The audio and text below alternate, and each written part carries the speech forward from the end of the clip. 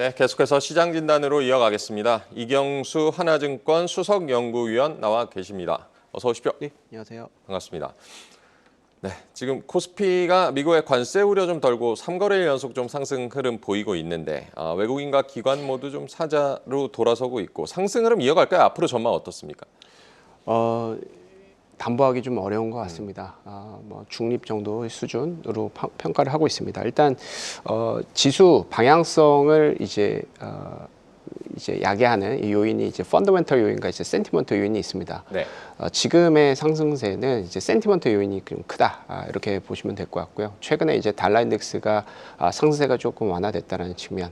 이런 것들 그리고 최근에 이제 미국 증시도 물론 뭐 계속해서 상승세를 보이고 있지만 약간 좀 주춤하고 중국 기반의 어떤 이제 이머징 시장에 대한 어떤 그 액티브적인 수급의 움직임이 일부 포착이 되고 있습니다. 이런 측면에서 어느 정도 이제 이머징에 대한 어떤 그 단기적인 센티먼트 부각 약간 이제 저평가 아니냐 이런 컨셉으로 해석을 하고 있고요. 그런 측면에서 일단은 추세성은 사실 펀더멘털이 중요하겠죠. 한국의 기업 이익이라든지 이머징의 어떤 추세적인 뭐 미국과 뭐 이제 미국보다 더 좋을 수는 없겠지만 거의 이제 비등하는 그런 펀더멘털이 좀 보여져야 현재 어떤 리스크 대비해서 좋은 측면으로 평가가 돼서 한국 증시가 추세적인 상승을 할 수가 있다. 다만 이제 결론적으로는 지금 단기적인 어떤 달러 방향성의 흐름에 우리가 이제 목매여 있는 상황이기 때문에 추세성 담보보다는 이런 센티먼트의 반등 요인이 좀 컸다. 이렇게 좀 해석하시는 게 조금 더 낫지 않을까 생각이 듭니다. 아직까지 추세적인 상승으로 보기는 어렵다라고 짚어주셨고 증권가에서는 이 코스닥이 지난해 또 낙폭이 컸던 만큼 반등 시도를 좀 이어갈 것이다 이런 전망도 나오는데 연구원님은 이 부분은 어떻게 보십니까?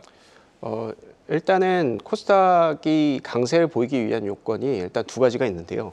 한국이 이제 코스피 지수가 전체적인 한국의 지수에 대한 이제 상세가 나타나면서 코스닥은 더 상승하는 경우 요게 있을 것이고 네.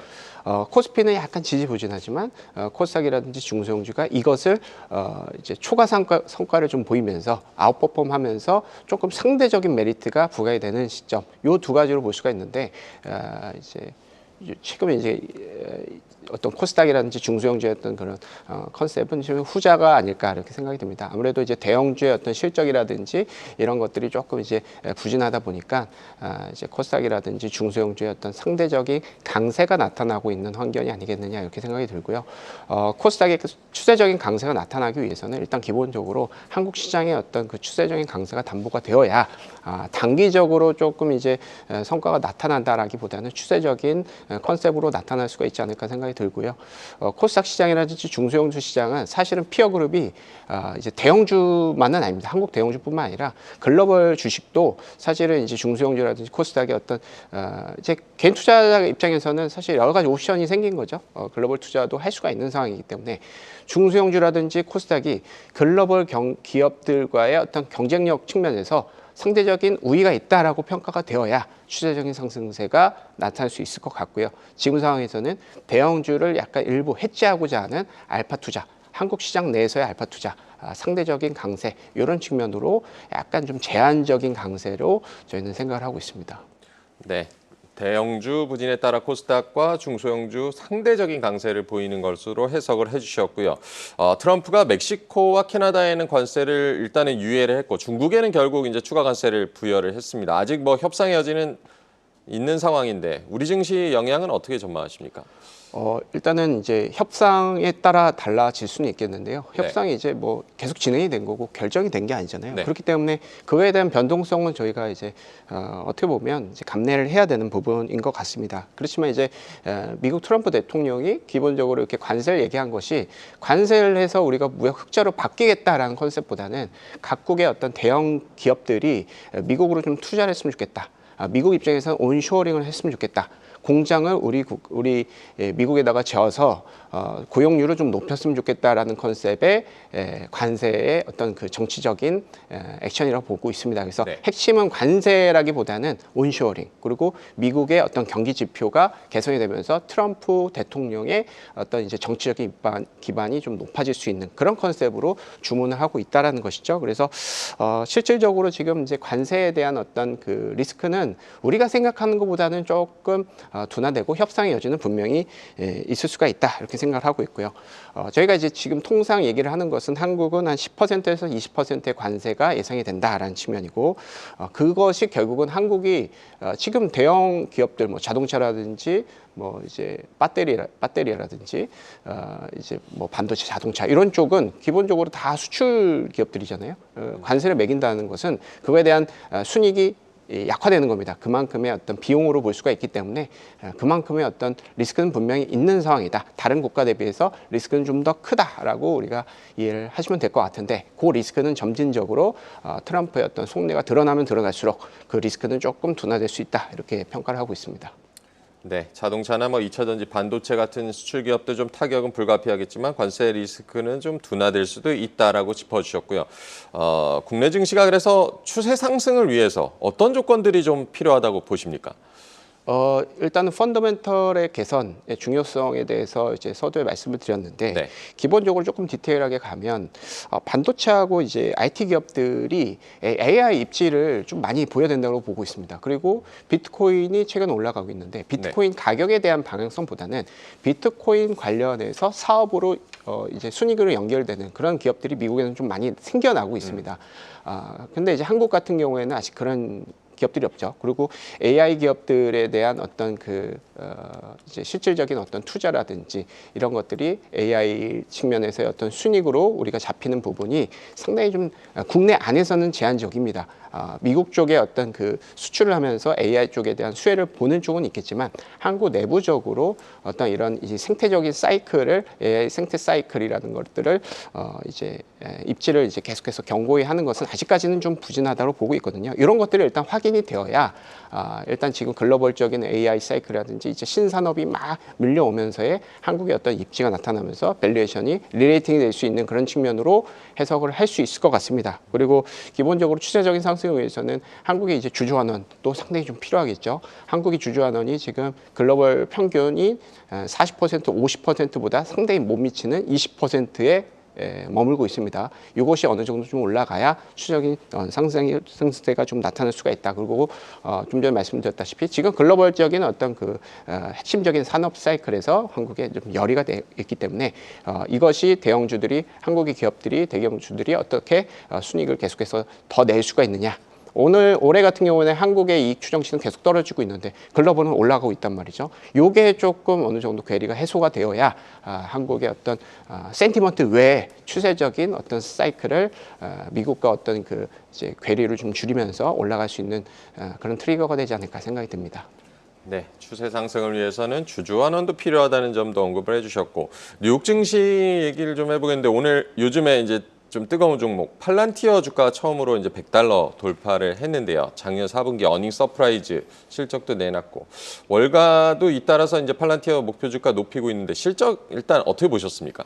20% 넘는 어닝 서프라이즈였잖아요. 그래서 실질적으로 상당히 좋은 이제 입지를 좀 갖췄다라고 시장에 이제 표출한 이제 실적이 아니었나 생각이 듭니다. 네. 사실 이제 팔란티어라는 기업은 사실 상당히 추세적으로 유망한 기업이긴 맞아요. 왜냐하면 얘네들의 이제 매출 컨셉으로 보면 정부가 한 3분의 2 정도 되고요. 민간이 이제 3분의 1인데 민간이 엄청나게 늘어나고 있다는 것이죠.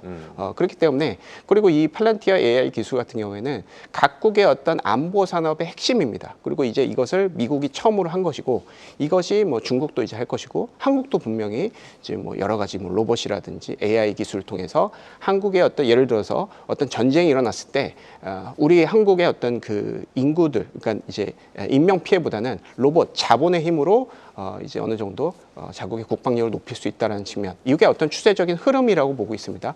이런 측면에서 팔란티어 같은 경우에는 상당히 좀 기본적인 캡티브 컨셉의 이제 정부 쪽 국방 방산 쪽의 어떤 수출은 매출은 계속 지금 지속이 될 수 있을 것 같고 이것이 결국은 데이터베이스의 어떤 이제 AI 생성 툴이기 때문에 기본적으로 정부뿐만 아니라 민간 기업들 이제 가계 측면에서도 이런 것들 많이 활용할 수 있다. 그리고 팔란티어가 이런 쪽으로 계속 여러 가지 서비스를 할 것이기 때문에 이런 측면에 대한 어떤 기대감도 상당히 좀 많이 보여줬던 실적이 아니었나 생각이 들고 있습니다. 그래서 지금 이제 팔란티어가 조금 더 부각이 되는 것은 딥시크의 사태 이후에서 기본적으로 이제 AI 엔진에 대한 이제 원가 하락 이런 것들은 결국은 팔란티어한테 이득이거든요.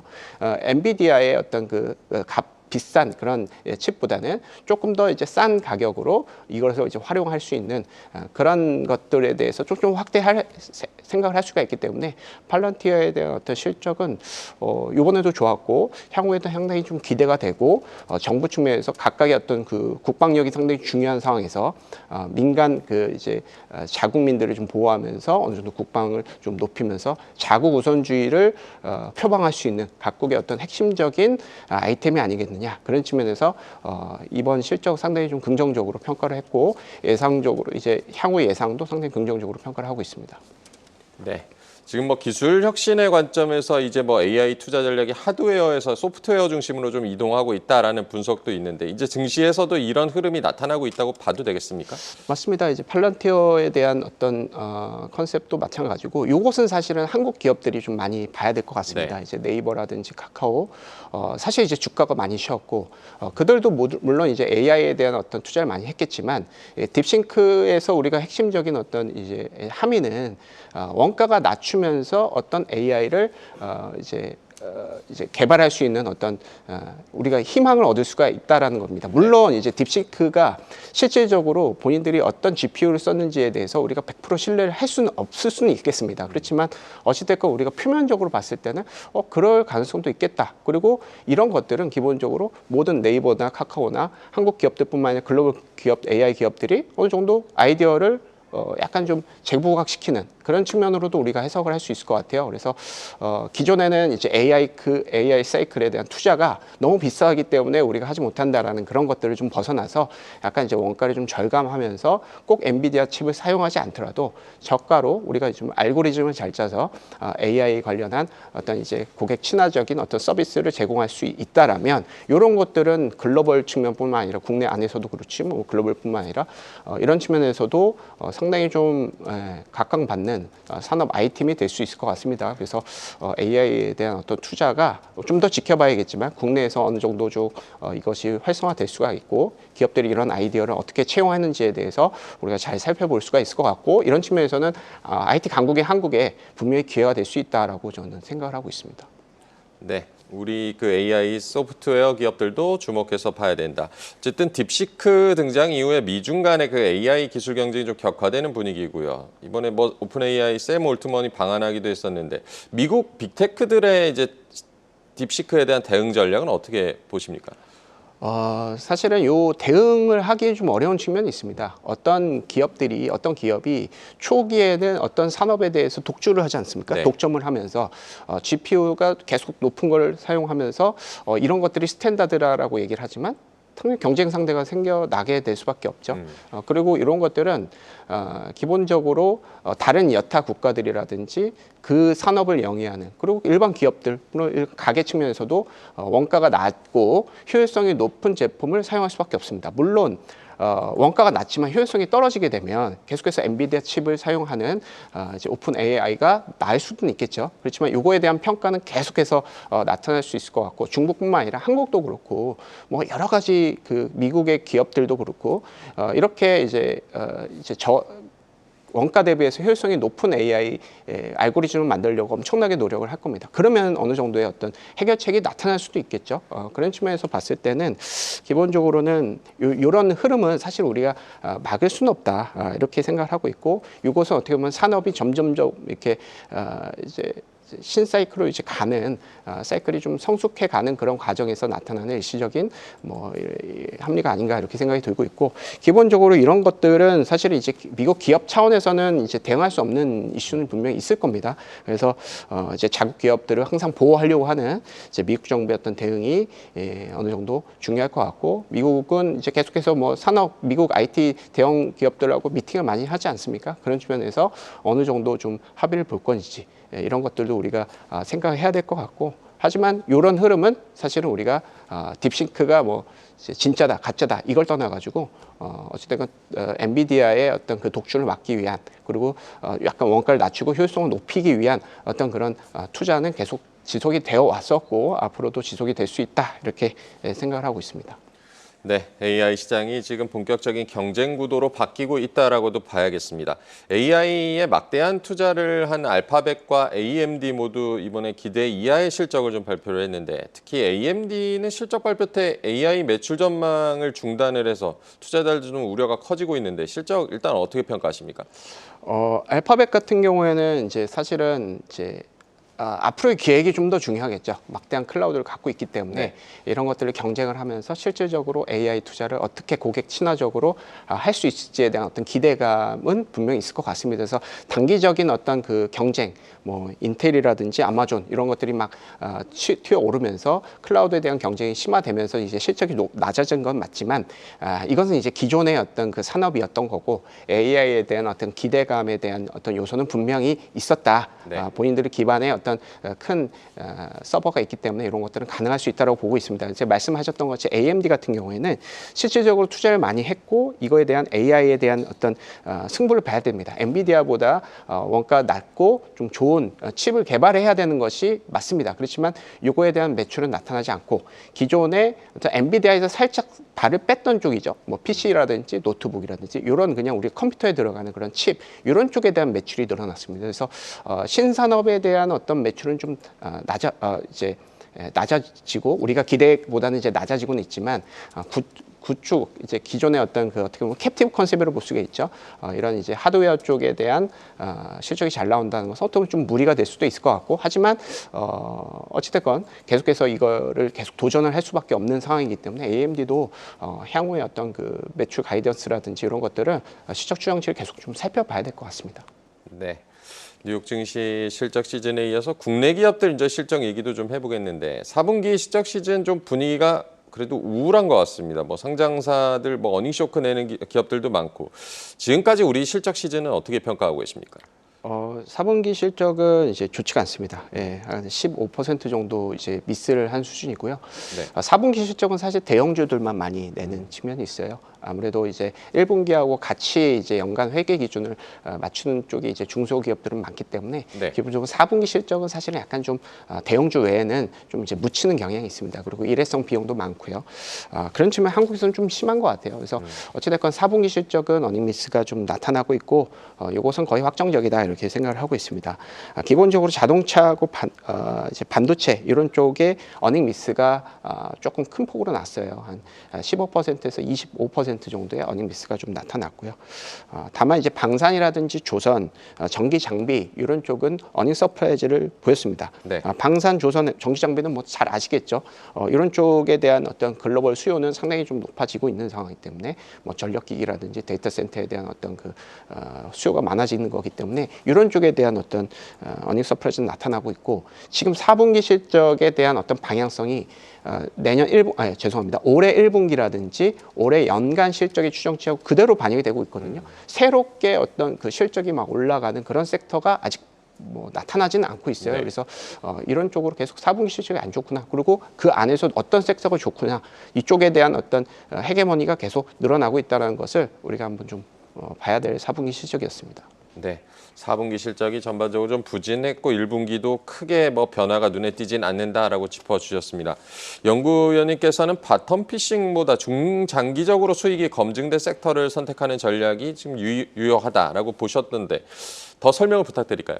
일단은 저희가 이제 업종하고 종목을 선택하는 데 있어서 일단 실적이라는 변수를 많이 봤었습니다. 그렇지만 우리가 종목을 선택하는 데 있어서 이 펀더멘털에 대한 중요성은 점점적으로 감소를 하고 있다. 이렇게 보시면 될 것 같습니다. 여러 가지 이유가 있는데요. 첫 번째로는 일단은 외부 기술이 상당히 좀 많이 변하고 있죠. AI라든지 로봇. 네. 이렇기 때문에 한국 기업들의 어떤 기존의 펀더멘털 자체도 같이 변하고 있어요. 그러니까 애널리스트가 리포트가 나와서 컨센서스 올라오기 이전에 글로벌 어떤 산업의 변화가 상당히 급변하기 때문에 이 실적이 변화는 이제 어떻게 보면 선행 지표격으로 주가가 움직일 수가 있다는 것이죠. 그런 측면이 하나 있는 것 같고 두 번째는 서두에서 잠깐 말씀드렸지만 지금은 글로벌 투자를 다 많이 하고 있습니다. 그렇기 때문에 한국의 기업들이 글로벌 대비해서 좋아야 돼요. 그래야지 이제 매수를 일어날 수 있습니다. 그래서 한국 안에서 실적이 좋다라고 하더라도 글로벌 대비해서 실적이 좀 둔화된다라고 하면 이게 이제 워킹을 안 한다는 것이죠. 그렇기 때문에 지금은 약간 이제 거래 대금이라든지 기관의 수급이 좀 비어 있는지 여부, 그리고 이제 주가가 어느 정도 좀 올랐는지, 오히려 주가 모멘텀 이런 것들을 같이 보는 것이 퀀트적으로는 알파 측면, 수익률 측면에서는 상당히 좀 이득이 될 수가 있다라고 생각하고 있고요. 이런 측면에서는 상호 미디어, 뭐 네이버, 카카오 이런 종목군들, 기계, 로봇, 그리고 방산, 조선, 전기장비 이런 섹터들이 저희가 이제 최근에 유행하는 그런 팩터들을 조합했을 때 가장 좋은 업종이라고 저희는 퀀트적으로 판단을 하고 있습니다. 네, 종목을 선별할 때 성장성에도 주목을 해야 된다. 글로벌 대비 실적도 중요하다는 점을 짚어주셨습니다. 2월 12일에는 MSCI 편출입 종목 이제 발표가 예정이 돼 있는데 연구위원님께서는 2월 뭐 신규 편입 종목이 좀 전무할 가능성이 있다고 보셨던데 그렇게 판단하신 이유는 뭡니까? 일단은 이제 저희가 이제 MSCI 지수 편출입을 우리가 보는 이유는 글로벌적인 핵심적인 그 포트폴리오이기 때문입니다. 네. 이제 패시브 측면에서 유입이 되면 상당히 좀 수혜가 크다라는 측면으로 볼 수가 있는데요. 이번 같은 경우에는 이제 2월 달 같은 경우에는 1월 말에 이제 편입에 대한 기준이 끝났는데 한국이 많이 언더퍼폼을 많이 했던 것 같습니다. 그리고 원화도 약세를 좀 보였고 이런 측면에서 한국은 이번에는 이제 편입 가능성은 좀 없다 이렇게 생각을 하고 있고요. 편출 기업들 같은 경우에는 포스코 DX, 롯데케미칼, SK 바이오사이언스, 에코프로머티, 넷마블 이런 종목군들이 예상이 됩니다. 그렇지만 2월 달뿐만 아니라 2월 달에 그 MSCI에 대한 어떤 리뷰가 나오면 자연스럽게 이제 또 5월 달에 대한 어떤 기대감을 가질 수밖에 없거든요. 이런 측면에서 레인보우 로보틱스라든지 삼양식품, LIG 넥스원, HD, 현대 미포 이런 종목군들은 상당히 아웃퍼포밍을 했고 글로벌하고도 약간 비교를 했을 때 계속해서 아웃퍼폼 할 수 있다는 그런 기대감이 있는 상황이기 때문에 이런 쪽 같은 경우에는 5월달 편입 기대감이 지금부터 좀 많이 나타나고 있습니다. 이런 쪽에 대한 어떤 수급적인 이벤트도 펀더멘탈과 함께 같이 체크를 한다면 의미 있는 전략이 될 수 있을 것 같습니다. 네, MSCI 지수 이번에 2월에는 편출만 있을 수 있다. 5월 편입 가능성을 오히려 주목을 해보자라고 시야를 좀 넓혀주셨고요. 이제 실적 시즌 앞으로 저희 대응 전략도 조언도 부탁드리겠습니다.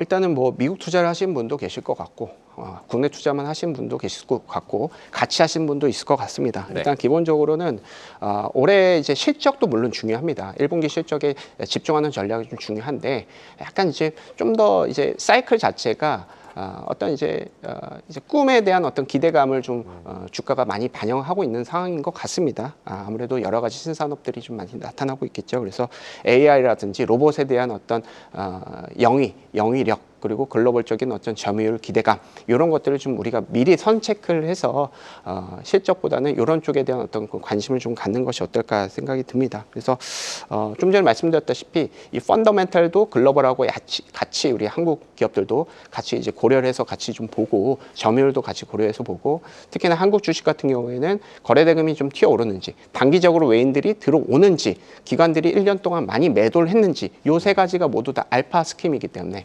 펀더멘탈과 함께 이것들을 같이 보면 국내 증시 안에서도 상당히 좀 긍정적인 성과가 백테스팅이 되고 있고 앞으로도 기대가 된다라는 측면 좀 말씀을 드리고 싶습니다. 네, 펀더멘탈과 실적과 함께 최근에 신산업 등장에 따른 성장성에도 주목을 해보자라고 조언을 해주셨습니다. 오늘 이경수 하나증권 수석 연구위원과 얘기 나눠봤습니다. 고맙습니다. 네, 감사합니다. 계속해서 다양한 경제 이슈를 알고 싶다면 구독과 좋아요, 알림 설정 부탁드립니다. AI 캐스터 권미정이었습니다.